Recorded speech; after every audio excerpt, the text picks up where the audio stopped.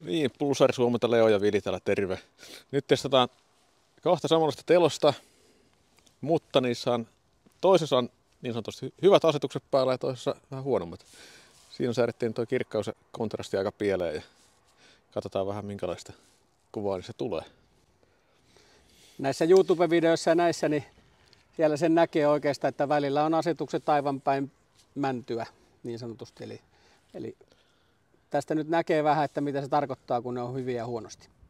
Kävellään tonne päin. Mennään malliksi tonne, suoraan jotain lämmönlähteitä sinne. Paskapellon.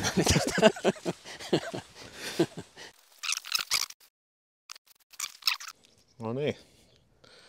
Nyt pitäisi olla toinen kuva hyvä ja toinen huonompi. Niin, mielenkiintoista nähdä miltä se nyt sitten näyttää, kun ei ole itse näin huonoja asetuksia tullut koskaan laitettuakaan.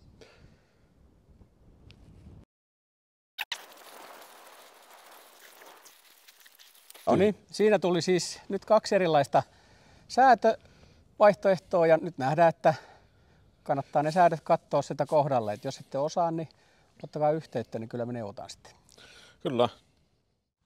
Meiltä monesti kysytään sitä, että mikä on semmoinen perushyvä säätö ja me ollaan todettu, että siellä 10 lähellä se kontrasti ja kirkkaus on molemmat ihan hyvät. Et itse mä käytän jotain 8 kirkkaudessa ja 10 kontrastissa. Kyllä. Ja yöasetus löytyy näistä erikseen. Sen pystyy vaihtamaan sitä. Se oli yötila nimeltä löytyy. Silloin se pudottaa sen kaiken kirkkauden sieltä pimeäisen käyttöön sopivaksi. Niin ei häikäise sitten nämä päiväasetukset silmiä. Jep.